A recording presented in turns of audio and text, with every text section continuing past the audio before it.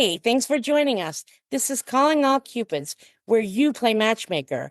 We all have those friends and relatives who have been on and off the dating apps with no luck. We're Sue and Tamar, and we're trying something different. We're not matchmakers, although Tamar did set me up with my husband. Every episode, we present someone looking for love, a love seeker. We chat with them and those close to them. This is where you come in. You're our Cupids. If you have someone you know who is a catch and you think would be a good fit for our love seeker, reach out and let's see if we can make a love connection. Hi, Sue. Hey, Tamar. How are you doing? Pretty good. Other than my voice, I think I'm healthier than I sound, so that's good. Somebody saw a clip that we're posting, as publicity, and they're like, "Wait, your hair's so long." I know, because as we said, we started some of these interviews a year ago. And so they're in our archives. And that was before you were diagnosed with Right, cancer. for sure. So it's a little confusing. It goes back and forth. And then, you know, It's okay. Our audience is smart. right. I mean, I also notice, I think when we did these, I didn't really think about the fact that we may use some video. And, No like I'm kidding. no makeup, post pickleball, wet Yeah. hair after a shower. I'm like, whatever. This is me. I'm not gonna spruce it up. As my mother would say, a little lipstick wouldn't have hurt. That's funny. Let's give a little update on Dave, who we featured in the last episode. We don't have news quite as exciting yet as we did for MJ, but we did have several people reach out with prospects. So things are in the works, is what I can say. People are reaching out to their friends, asking them to listen to the podcast and see whether they'd be interested. And so hopefully, over the next few episodes, we'll be able to update something more on that. But the interest is there, and the response has been great. Right. And we've also had several people just reach out and be interested in how they can be considered as catches. So we want to let everybody know that if you have somebody to submit as a catch, or you want to nominate yourself as a catch for one of our love seekers, or even just in general for a future love seeker, go to our website, www.callingallcupids, and there is a link there that says, I have a catch for you. You can nominate yourself or you can nominate somebody else. And when you go to our website, you'll also be able to see pictures of our love seekers, Correct. including Dave, who is our most current love seeker, a 58-year-old gay man in Los Angeles. So listen to our second podcast. Sounds good. So, moving on to our next love seeker. Today, we're going to feature another one of your friends. This is Katherine. Katherine lives in the Bay Area. She's Black, Jewish, and well, Sue, why don't you tell us a little how you know Katherine? Sure. So Catherine's in her early 60s. Hey, Tamar interjecting real quick. Katherine wanted to clarify that she's in her mid 60s, not early 60s. Okay, back to Sue. I met her, I guess, for lack of a better word, at a retreat kind of conference that I went to it's called Modern Elder Academy. And it's for people when they're in the middle of their life. How are they going to approach the rest of their life? So it was an incredible experience. And meeting Katherine was one of the highlights of the entire week for me. I remember meeting her for the first time because she's so striking physically, and she has an essence that you can actually feel when you're around her. It's really remarkable. I mean, sometimes we talk about people having a lightness or a light in them, and she does have that, but it's more intense with her. And it's more of an air of excellence, if that makes sense. Katherine is a highly successful, highly educated Black woman who converted and is now like a leader in the Jewish world. You know, she's on many boards, national boards, and is well renowned. Everything she seems to do, she does with gusto and really with purpose and a sense of achievement. Tell us a little about her relationship background. Well, when we were talking, one of the first things that struck me is her vocabulary is, as you know, I can't even think of a word, Elevated. elevated. I let me just say this. I needed to look up a few terms that she had used in our discussion.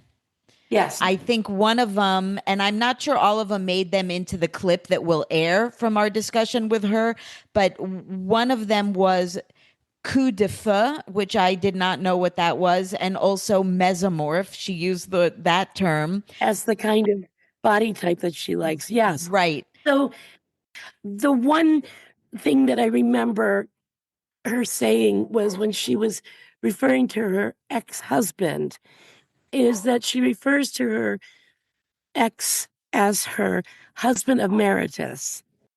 And it's just, if that's not telling as to what kind of respect she has for him, you know, Right. It's not just clever, it's also indicative of the fact that she views that as a successful marriage that just is no longer for various right. reasons. Yeah. I would say that's true. And, that she is still, close with her exes, as we'll hear, and how important relationships are to her. Right. And, What about her family? Like her children? Do you want to talk about that? well, sure. In one of our first conversations, I found out that she lost her son to suicide. And I was really blown away finding that out, having seen her and met her as this person that felt full of life and joy and hope. And Amazing. it's really what a contradiction, because she does have all this grief, and yet it doesn't get in the way of her wanting to fully live her life Yeah. and still find love and companionship, and her other child is trans. So the person, any person that needs to come into her world has to be, at the very least, tolerant. That's ridiculous. Accepting of that kind of, of the LGBT community, for sure. Yeah, for sure more than tolerant. They need to Of course, celebrate. that's ridiculous. And also, have an understanding for the kind of, or at least a knowledge of the loss that Katherine has experienced that you carry with you. Right. So the fact that she's black and Jewish, is it important to her to date somebody who's black? No, I would say it's without it, like being Jewish is non negotiable. Okay, so for her, being black is not a requirement, but being Jewish No, probably is. It's interesting, I think, because the first two love seekers we featured, we didn't explicitly note this, and neither one is Jewish. MJ's not Jewish and Dave is not Jewish. And people might assume because you and I are Jewish that we're like featuring all these Jewish people. It's funny that Katherine is the first person we're featuring who is actually Jewish. We'll hear in a minute from Katherine, but She really needs somebody who appreciates the finer things in life, will go to the theater, to classical music, somebody really strong who can hold her both emotionally and physically because she's so strong. It's also not just Catherine, but it's the circle she keeps. So the person needs to be comfortable around not just her being that way, but her Kind friends. of like a posh circle. Yeah, it does sound, like, so, right. They can't be intimidated by that. And also, I think the one thing I fail to see, or it's harder to see because of how strong she is also how much she really wants somebody that she can count on and that she can be vulnerable with, because I don't think that's comes easy for her. Right. I think that's right. I think she really, really would like that, but that's a tall order. So that's what we're looking for. Right. And again, if you want to see what she looks like, we have pictures of her on our website at callingallcupids.com. She's amazing. So I'm excited for people to hear her speak. So let's just dive into that. I come from a very weird eclectic background. My original parents, the original manufacturers were both Black, my middle class, college educated. And so in my early life, I have those kinds of values, and those values mean aspire, right? If you're given gifts, you need to you have a duty to do good in the world over and above what you do for your livelihood. Or maybe it is your livelihood. In my case, it's been both. Achievement is something that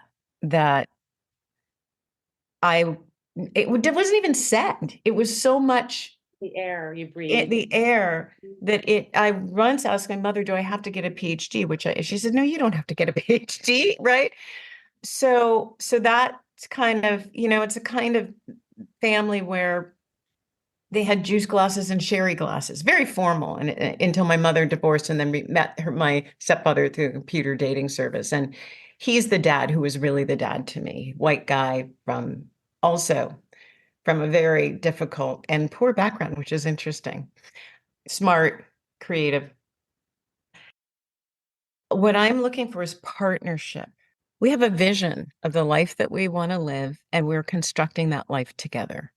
It might take lots of different forms. We might never live together even, but we're thinking about a future and a life together. The other thing you might not know, Tamara, is that I am by nature a futurist, but I did work for a place called the Institute for the Future. So I did do forecasting, and my experience has been, obviously everything in life doesn't work out the way you want to. You don't want your son to die. You don't really want to get a divorce. I have my first son is now a daughter, and I will not have grandchildren. I would love to have grandchildren, but I won't have biological grandchildren. Even with all of that, I am an optimist, and I have in my life mostly been able to plot a course that I wanted and pursue it. And so I'm interested in somebody who has that kind of orientation. You can take me camping, although it's not my favorite thing to do, honestly, but I can figure it out. I did the AIDS life cycle ride from when I was 50 from San Francisco to LA and Wow. My camped. friend does that every year. That's Good for awesome. you. I've only done it twice. Last time I did it was Only. 2023. I did not camp. I did what they call the princess ride. There's Mhm. But so there's part of me that's a princess. I expect to use napkins and things like that. But there's another part of me that can shift. I grew up, my parents bought and sold thoroughbred horses. I worked with those horses, got dirty, was in danger, those kinds of things. So I'm looking for somebody who thinks of partnership in the same kind of way that I do versus parallel play, which I see as perpetual dating, but never integrating. Mhm. Got it. I am in a circle of people that is highly educated and very,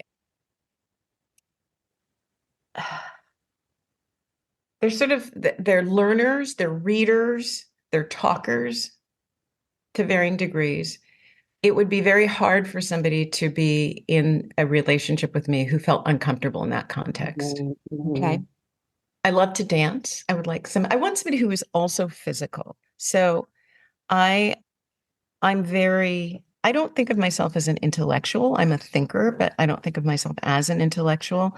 But I have always worked in situations where you are studying, learning, doing research, conceiving of new things. I love that. I like to do that collaboratively when I'm working.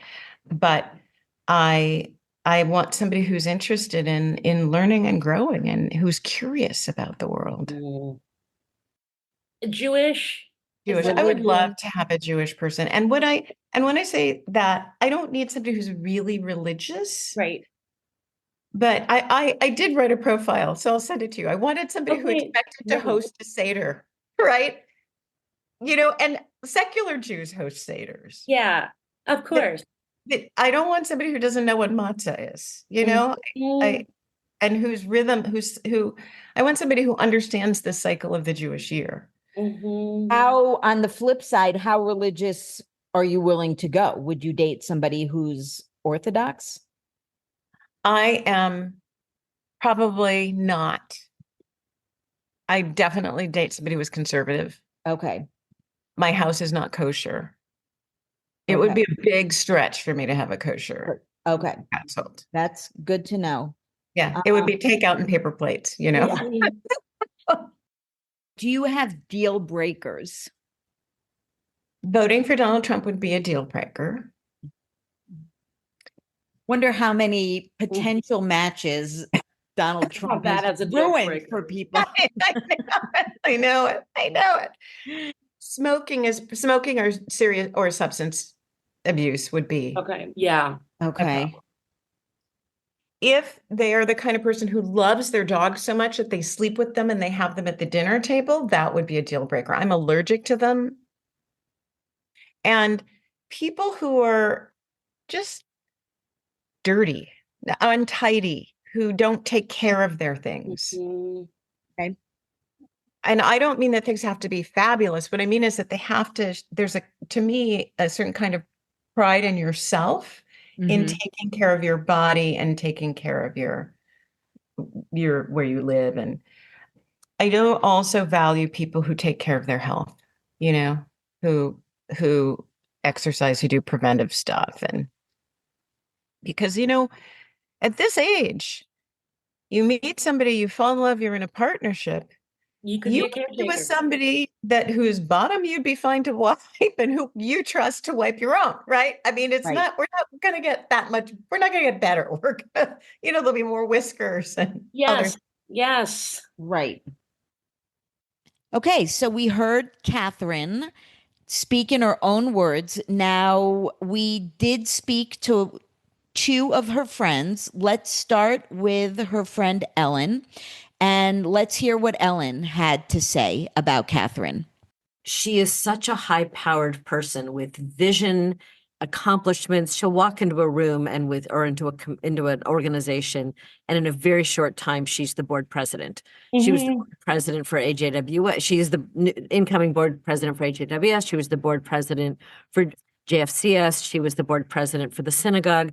She comes in and she is such a visionary. I mean, that's the word I use for her. Visionary and a leader and creative and the Institute for the Future, like that's her worldview. Yes.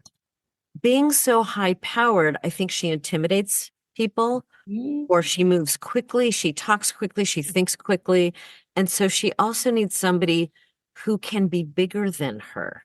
People turn to her to take care of everything, and she's really good at it. And for her to be able to be taken care of is really important. But I think somebody who cannot be intimidated by her, but can appreciate her get up and go. I mean, so somebody who can see her in her doubt as well as in her certainty, because her certainty is easy to see. Her doubt Right. is not so easy to see. That was Ellen talking about Katherine. Now, the interesting thing is, we also spoke with one of Katherine's exes. Most recent her most recent ex. They're still really good friends. And let's hear what he has to say. She probably told you that she hasn't had many relationships.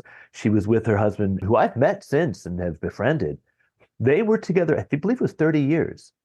And, before that, she had some very young things, but, she was like college age. And there was a couple of like flings. And then, of all people, me, who was like totally off type. I mean, I think everybody who knew us were like, really?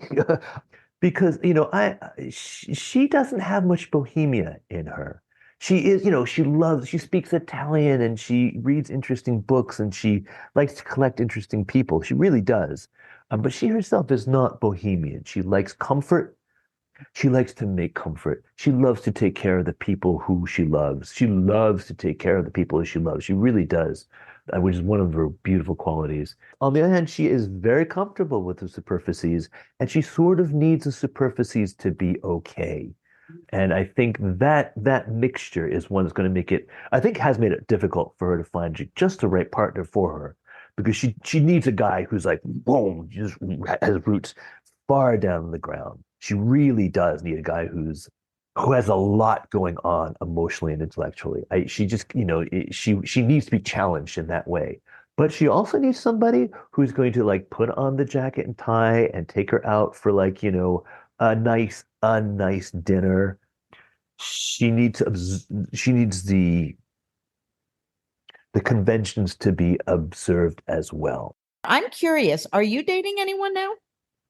I am indeed, but Okay. given my Bummer. given my Yeah, we history, were already thinking of someone. We're chatting about a friend of ours. oh my God. Okay, well, I love the person who I am with now. I'll Okay. I'll call you back later on if that doesn't work out. Okay, I'm hoping if it will. doesn't work. Yeah, get in touch with us if you. So that was Catherine's ex-boyfriend, or boyfriend emeritus, should we say? let's let's just summarize a few things from all of these great interviews. We need somebody for Catherine in either San Francisco, New York, LA. So, although Catherine lives in the Bay Area, she is open to meeting somebody, particularly in LA or in New York, because she has a lot of community. She's very involved in those especially those Jewish communities as well. So, and she's even willing to relocate if, The that. right person. Yes. This person has to be pretty accomplished, confident, enjoys theater, concerts, handsome, Sexual.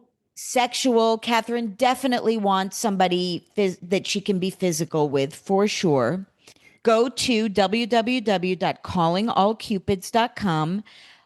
Take a look. If you or somebody you know is a good fit for Catherine, go ahead and fill out the catch form, and let's find this remarkable woman her person.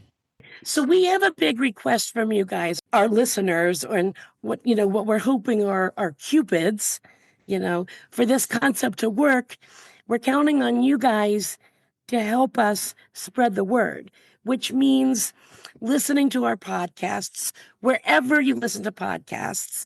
We're on all of the podcast streaming networks. We need you to share. We need you to rate if that